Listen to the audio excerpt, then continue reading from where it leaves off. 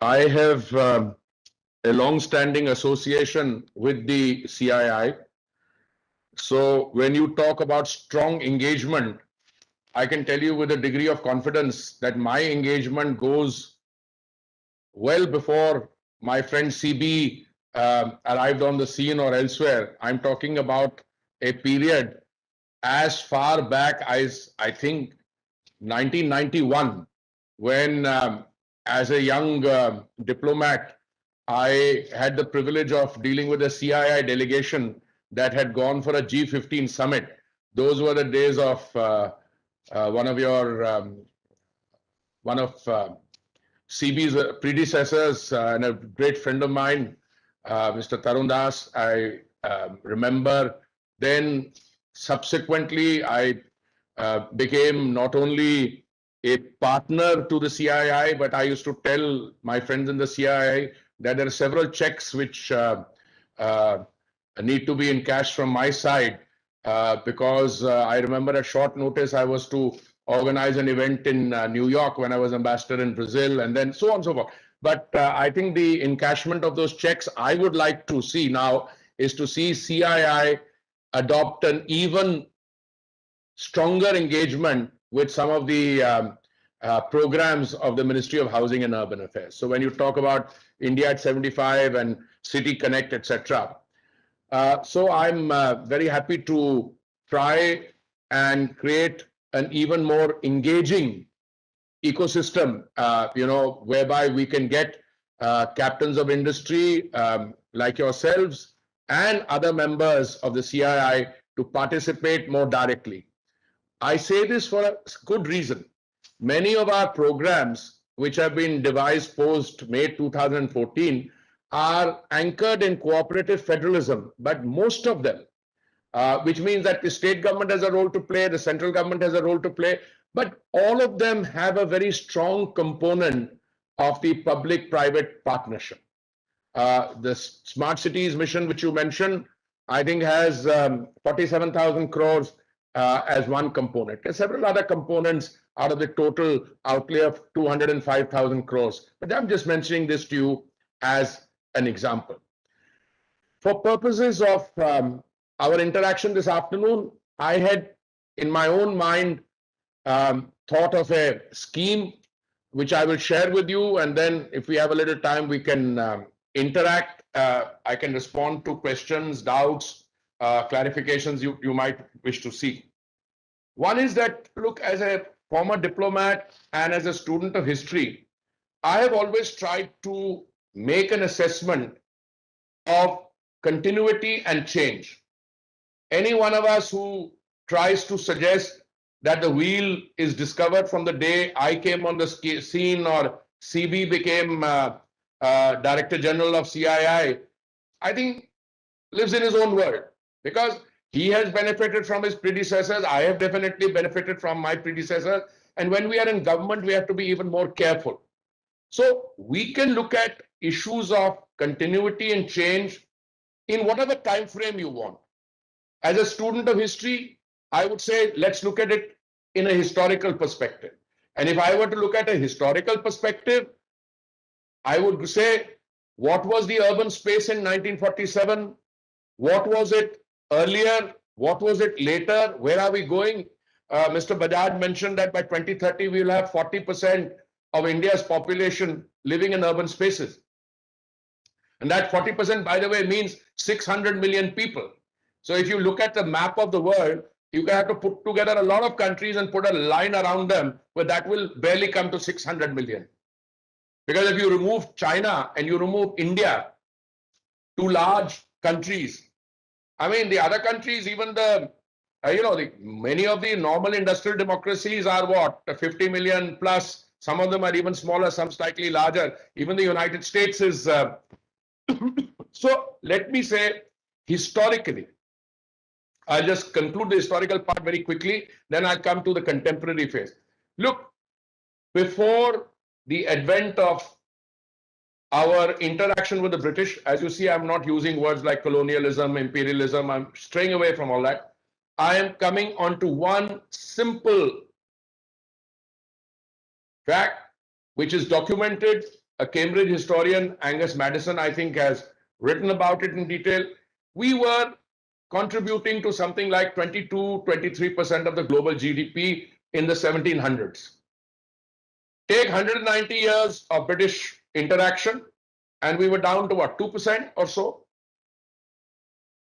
That's what we inherited. What did we inherit in terms of urban space? In 1947, it was 17% of our population that lived in the urban space, but that was 17% on a population base of 300 or 350 million. Many people called us reluctant urbanizers, but the fact of the matter is, we can only measure the quantum of urban citizens through a census. Now, you had a census in 2011. You are having another census this year. The population of Delhi in 1947, prior to the partition, was 8 lakhs. We had refugees come in, including my previous generation. It went up to 22 lakhs. When you have the next census, I'm not a betting man, but if I were, I would say the population of Delhi will be in excess of 2 crores. And you're absolutely right. You have 40% of the population will live in urban areas by 2030, which means 600 million people. Now, let me come to the contemporary present. In 2014, when Mr. Modi assumed the leadership of this country, what happened in the urban space? I can tell you that in the 10 years prior to that, 2004 to 2014, 2004 to 14, the total amount of expenditure incurred on the programmatic interventions by the Congress-led UPA government was 1,57,000 crores. And their idea of urban interventions was, for some of my distinguished predecessors, they would sit in Nirman Bhavan, devise a scheme. It was conceptualized here, implemented from the center, and the states were sometimes on board, sometimes not on board. That total spend of 1,57,000 crores over 10 years resulted in schemes like the JNURM. Well, the scheme was devised, some houses were built, they remained unallotted, a lot of problems. Came Mr. Modi, he immediately altered the architecture of the schemes. The change in architecture meant that, you see, land is a state subject. You can neither pretend that the state's land belongs to you, nor do you have any effective control on it other than through a programmatic intervention where you devise a scheme, the state does its contribution, you make your contribution, and you incentivize the state's contribution, the central government's contribution in order to get a result. In 7 years of the Modi government, actually I should say 6, because the schemes only started in June 2015, we have spent 6 times of what was spent in the 10 years previously. So 1,57,000 crores between 2004 and 14, and between 2015 and today, we have spent 11 lakh crores. 11,18,000 crores. My colleagues are prompting me. It's a quantum jump. Now, what have we done? We have, and I just give you a nutshell of the different programs that we have. Let me start with Pradhan Mantri Awas Yojana. No, better still, let me start with Swachh Bharat mission. The Prime Minister said on 15th August 2014, speaking from the ramparts of the Red Fort, that it was his dream that by the time India celebrates the 150th birth anniversary of the Mahatma, India should be open defecation free. That we should build the required number of individual household toilets, we should build the community and public toilets. Now, the physical meeting of those targets was relatively easy. And we accomplished that in record time. Scheme started in 2015. By 2019, 2nd October, when we celebrated the 150th birth anniversary of the Mahatma, we had already done more than 100% of the toilet building, etc. The ODF part is slightly more tricky because it requires a behavioral change. Because people, some of them who got newly built toilets thought it was great. Why not use it as a tailor shop? I've seen a movie to that effect, very powerful. Some other people thought that if you confine them to a closed space and make them defecate there, it's very unhealthy. It's healthier to do it out in the field. Probably, I don't know. Get proper exhaust fans and so on. But now I can tell you with confidence that the Swachh Bharat mission has been a roaring success. We have ODF through third-party verification. Not that I can declare my district to be open defecation free. No, we have an independent third party which does the verification and then does the certification, and the certification only has a time frame, 6 months, 1 year, whatever. And after a while, if you find that the thing is no longer there, you will say you've lost your certificate. Swachh Bharat mission throughout the length and breadth of the country has succeeded, except in one state. I think it's an open secret what state that is. It stayed very much in the news. CB, I hope you are not going to stop being my friend just if I point out what that state is. But today we are looking at some more work which we need to do under SBM 1 and, more important, under a successor to SBM. This country, like many other developing countries, and something we need not be defensive or diffident about, our systems for treatment of solid waste have been deficient. When we started SBM and in 2014, I think 14% of our waste was processed. We were hoping to do 100%. We've reached, I think, 76%, but coming with the investments in the pipeline, we will reach 100% solid waste management in a scientific way through STP plants, etc. Otherwise, the habit is you're running a commercial establishment, you conduct your business, you chop your vegetables at night, before you leave, you put all of that in the nearby drain and, clog the drain, cause havoc. We're getting over that. Some incentivization, some punitive action, but we are getting more. Let me come to Pradhan Mantri Awas Yojana. Again, the Prime Minister said that it was his dream that every Indian, no matter where he or she lived, must have a roof above their heads, a pakka ghar, a shauchalaya, a toilet, a kitchen, and all the other facilities that a modern home should have, gas connection and so on. There are 4 verticals which we are using: in situ slum rehabilitation, where we're using informal settlements through a system of cross-subsidization, converting them, as in the heart of Bangalore, where there's a massive complex which has been turned into government district, which was a slum earlier. Credit-linked subsidy scheme through interest subvention right upfront. Youngsters falling to the EWS, LIG or even MIG category, they want to start their professional lives, they've got a job, want to buy a flat, they typically go to the bank, wants to charge 12% interest, we give them interest subvention of 3% upfront.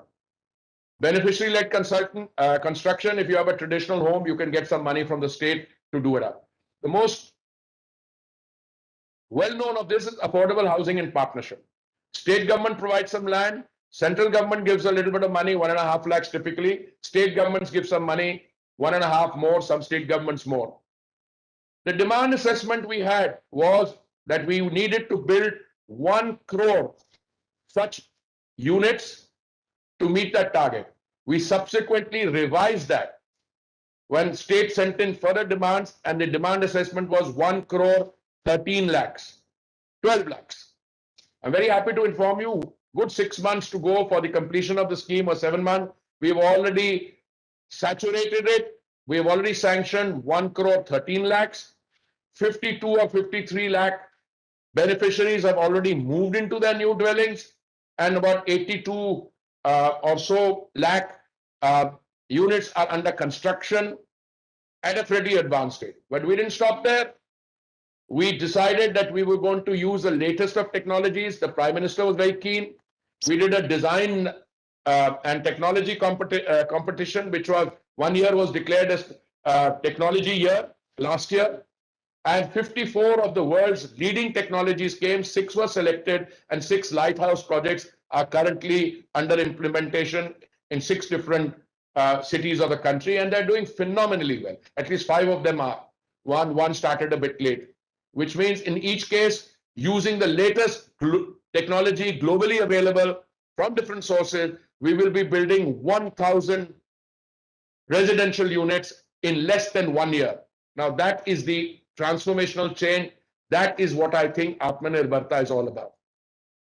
Smart cities, out of the 100 smart cities, 75 or 6, if I'm not mistaken, have integrated command and control centers where we are demonstrating the use of technology to produce inclusive and sustainable development. 100 smart cities selected or elected at different points of time within the framework that from the date of inception to completion, 5 years, first cities were selected, I think in January 2016. They'll be completing now. All this in spite of the pandemic. This is the important point to note. It's not as if the pandemic slowed it down. Yes, it slowed it down a bit, but not stop it totally. Let me fast forward a bit. You know, when we declared a complete lockdown, I used to be civil aviation minister earlier before I became Minister for Petroleum and Natural Gas. But I was a member of the GUM. I just want to spend 2 minutes. When we did a total lockdown on 25th March, it is well known we did not manufacture ventilators. We did not manufacture PPE kits. We had very limited production of remdesivir or other things. We utilized the first lockdown, which was almost complete, and our economic indices died. Because if you have total lack of activity for 3 months, 25th March onwards, April, May, and June, the first quarter was gone. And our figure was down by what, 22% or so. And I should tell people, relax, just relax. Economic activity will come back, but we are utilizing this lockdown period in order to build our health sector. And what are we doing now? You're not only manufacturing, but you are exporting ventilators, remdesivir, and the whole. The story on vaccines is even more interesting. Some of my guys my colleagues and friends in the political system got every end of the equation wrong. Every end. The two ends, no. When you talk about an equation, you can, look at different permutations which come in. Why are you giving permission to Bharat Biotech? They haven't completed their stage 3 trials. Why are you doing this? Why are you not doing? I think the Prime Minister and the leadership was absolutely clear. If you are facing a crisis situation and the health of your citizens is of paramount importance, what do? You have to fast forward to produce emergency use authorization. We did. Today, we are in the happy situation, and my friend, the health minister, will testify to that if you've invited, and I'm sure you have. He will give you the figures. I'm not going to spend time. But you have transited from being totally... Look, the previous government, one of the big charges I have against them is we had some vaccine manufacturing capacity in the public sector. They dismantled it. Maybe they wanted to take it to the private sector. I don't have a problem. But we started with Bharat Biotech, AstraZeneca, research at Oxford, AstraZeneca, Serum Institute. The rest is history. We have gone from 2 vaccine manufacturers to, I believe, 5 now. And the rate at which we are vaccinating people, all is halla about. If you live in Delhi and you have exposure to my young startup political group, oxygen khatam ho gaya. I was shocked to see the figures the other day. Delhi, as I said, will have a population of 2 crore or more when the census figures come. UP has a population of 24 crore. Just compare UP's oxygen utilization and Delhi's utilization. Surely 2 crore people can't consume more oxygen than 24 crore people, no matter what the nature of the requirement. So I don't want to go into other areas. Let me come back to economic activity and a little bit about my new ministry. I was answering a question in Parliament and I saw the figures, and you know, Parliament started on 19th July. And I was looking at the July figures and I said, my God, we are almost reaching pre-COVID figures in terms of consumption. And I was saying for diesel, it's what, 93%, or for petrol, it's a little higher. But now I look at the end of July figures, and I can tell you with a great degree of confidence, we are back in action. Today, our consumption is beyond pre-COVID levels. So economy is reviving, economic activities are arising. What are we doing precisely? And I want to give you some idea on the petroleum and natural gas front. Now, first of all, let me complete the picture on housing and urban affairs. We are not stopping with Pradhan Mantri Awas Yojana, Swachh Bharat Mission 1. We are taking these schemes forward. If you read Nirmala ji's budget speech carefully, there is, I think, something like 1,41,000 crores for a follow-up to Swachh Bharat Mission. Follow-up means dealing with fecal sludge management, dealing with star rating of cities, dealing with all that is required, as Mr. Bajaj says, to take our cities from that chaos of the past into a modern city structure. We've got 721 kilometers of world-class metro operational, world-class metro. Another 1,076 kilometers under construction. And I have proposals for the rest. You know, I have had the privilege of traveling around the world. I would like to see this much of metro added through Metro Light or Metro Neo on a yearly basis. And we're going to get to that. Because urban mobility, I believe, is central to this whole equation. Let me come back to petroleum and natural gas. Because you all are not only stakeholders, but I think you're the prime drivers of the kind of economic processes that we are indeed involved in. Do you know, in the year 2010, the then government deregulated the petroleum and diesel sector. 2010 petroleum, October 2014, it's our government, because of work already done, but I've looked at the fight, we deregulated. Now, when you deregulate, it's very easy. You are dependent on world market prices, but you keep it on world market prices. Let the world market price determine. No, they did one better. They floated oil bonds. Oil bonds for 1,34,000 crores. And these are bonds which typically mature after 15 years. So we are landed, I'm landed with a 20,000 crore burden on a yearly basis. I don't mind that. They did it. That's where the continuity comes in. But you can't have it both ways. For instance, we had to look at the consequences of those oil bonds. I was asked a question in Parliament. Frankly, I was hoping that discussion would take place, but my friends who wanted the discussion wanted it, but did not want to let the House function. So, it's double jeopardy both ways. I would like to, on a public platform, maybe organized by the CII, share with you and those who are stakeholders in this vital economic activity as to what all we have done. Look, pre-COVID, we were a $2.89 trillion economy, which had a certain requirement, certain consumption. As you grow to a $5 trillion economy and a $10 trillion economy by 2030, that energy security equation is going to change. You need far more energy because your per capita income will change. When I was civil aviation minister, I used to say, India is one of the fastest growing markets and always will be, because the penetration is only 7%. Out of 100 people, only 7 people travel by aircraft. And the rate at which we are going, anyone would prefer to take a flight and complete the journey in 1.5 hours than to spend 18 or 20 hours in a train. And train fares and rail fare, not much difference. Look, in 1973, when I was a lecturer at one of the Delhi University colleges, and this oil shock took place, price of petrol went up from 1 rupee to 3 rupees, I think.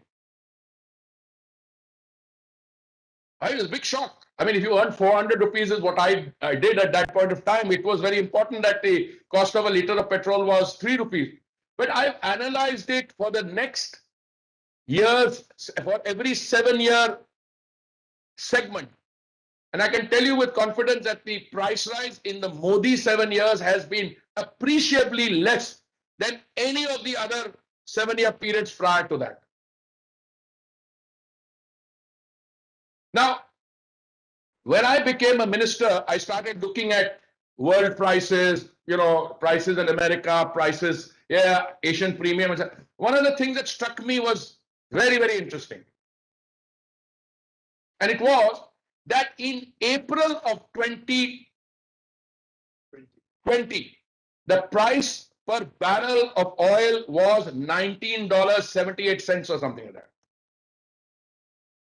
April 20. Okay. Now, obviously, because of COVID, the thing had come down.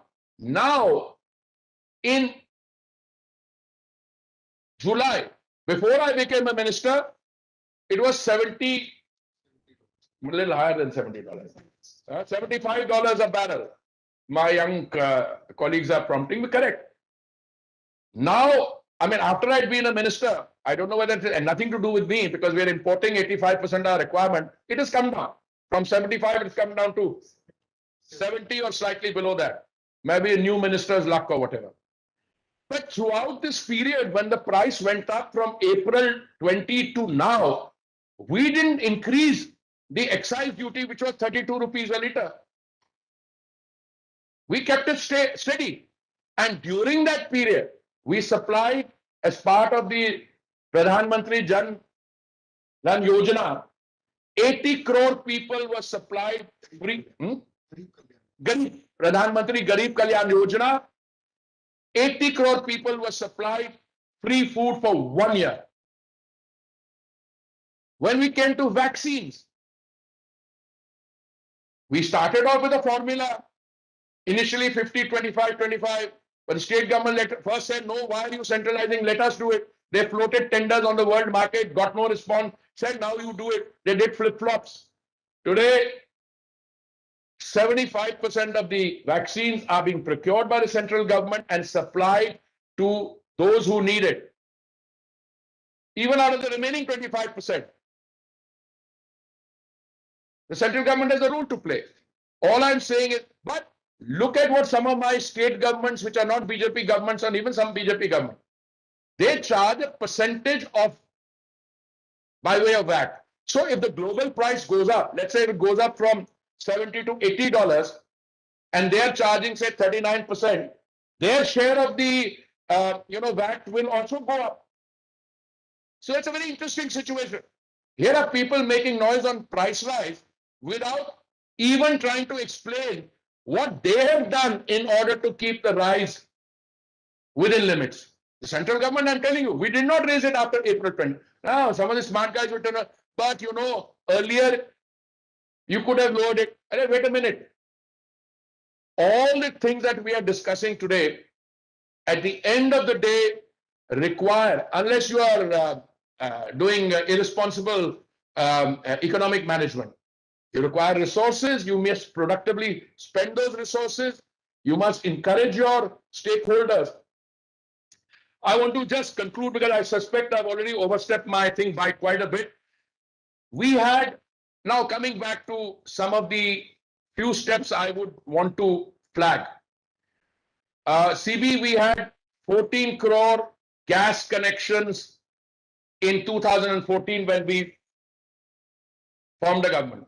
Today, we had, 2 days ago, we had 29. Yesterday, PM, a day before yesterday, Prime Minister launched these next phase of Ujjwala, 1 crore more. So 30 crores from 14 crores in 2014 to 30 crores. And I still have some think tanks of a erstwhile party saying Ujjwala is not doing it. What world are they living in? We have today already 19,000 kilometers, 18,500 kilometers of pipeline.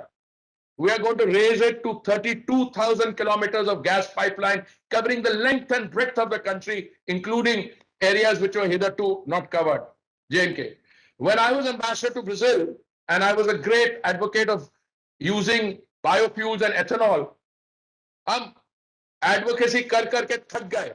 We wanted 5% ethanol blending in 15 of our states and union territories. Gentlemen, we have already crossed 10% now, and by 23-24, we are going to be nearly 20%. Green hydrogen, I could go on and on. Increasing the area under exploration. The kind of things that are happening are truly mind-boggling. Now, if your stock market has breached all-time highs, Nifty 16,300, Sensex 54,500, leave that aside. I'm talking about the hard empirical evidence about the economic activity which is underway. And I want to conclude with just one final thing. I know I've gone way past my intended period, but that's what happens when I interact with CB. This has been a long time experience.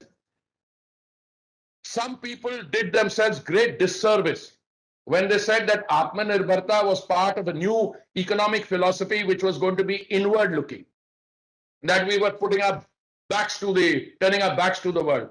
Nothing can be farther from the truth.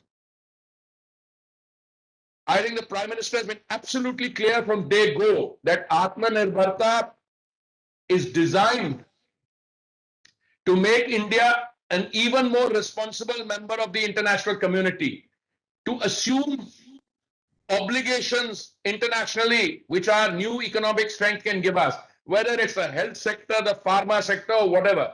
This is a transition we are going through.